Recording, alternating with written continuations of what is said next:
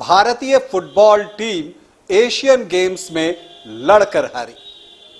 Asian games के pre quarter final में भारतीय फुटबॉल टीम का सफर थम गया और इस सफर को रोका है सऊदी अरब की शक्तिशाली टीम ने, जिसने राउंड ऑफ 16 में भारतीय टीम को पराजित किया है।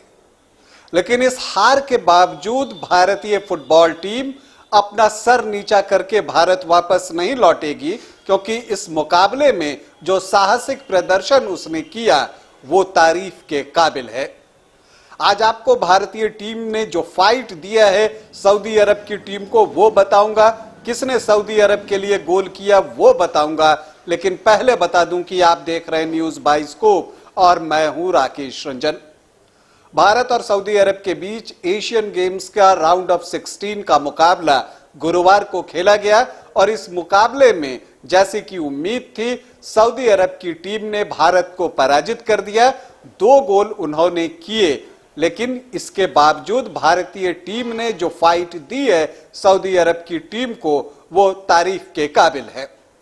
अगर पहले हाफ की हम बात करें तो सऊदी अरब ने कई मौके बनाए, कई बार उनके शॉट जो है वो टारगेट पर गए, लेकिन कभी गोलकीपर धीरज बीच में दीवार बनकर खड़े हो जा रहे थे, तो जो कभी डिफेंस था भारत का संदेश झिंगन वहां पर थे, चिंगलाना सिंह थे, इसके अलावा लालचुंग नुआंग थे।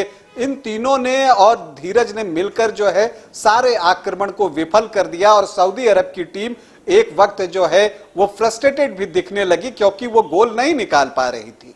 इगोर स्टिमक ने साफ रणनीति बनाकर रखी थी कि सऊदी अरब की टीम को गोल करने का अवसर नहीं देना है और इसलिए उन्होंने 2 सेट में डिफेंस तैयार कर रखा था।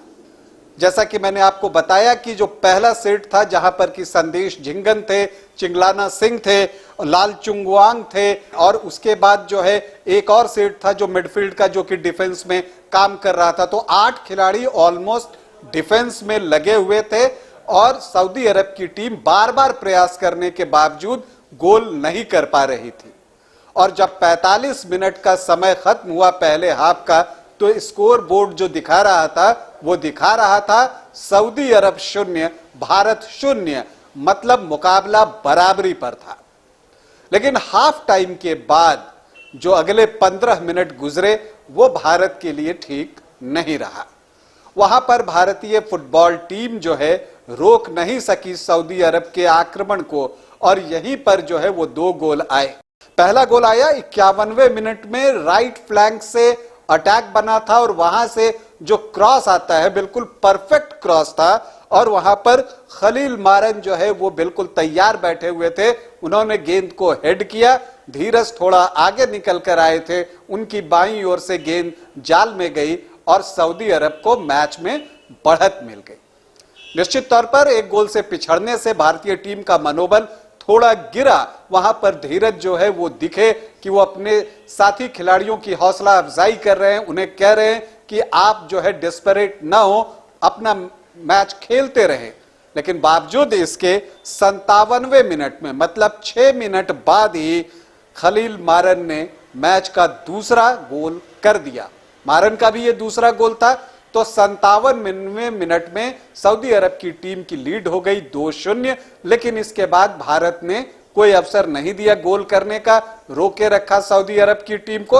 और अगर मैं आपको सच कहूं तो जो पहले हाफ का खेल हुआ ना, 8 खिलाड़ी डिफेंस में थे, लेकिन कुछ अच्छे आक्रमण भारत की तरफ से भी आए। चाहे आप राहुल केपी की बात कर लें, उन्हें अवसर एक मिला, रहीम अली ने एक अवसर निकाला, सुनील छेत्री ने तो शॉट टारगेट पर लगा दिया था लेकिन गोलकीपर ने उसे बचा लिया।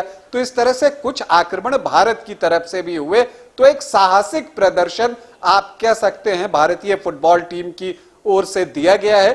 ठीक है, भारतीय फुटबॉल टीम का सफर एशियन गेम्स में, 19वें एशियन गेम्स में थम गया है, रुक गया है, लेकिन उम्मीद है कि अगर इसी तरह का प्रदर्शन होते रहा तो आगे एशियन गेम्स में जो भारत का एक सुनहरा अतीत है एशियन गेम्स में भी, जो कि 2 गोल्ड मेडल उसके नाम पास्ट में रहे हैं, वो इतिहास फिर आगे दोहराया जाएगा। अभी के लिए इतना ही, इजाजत दें, नमस्कार।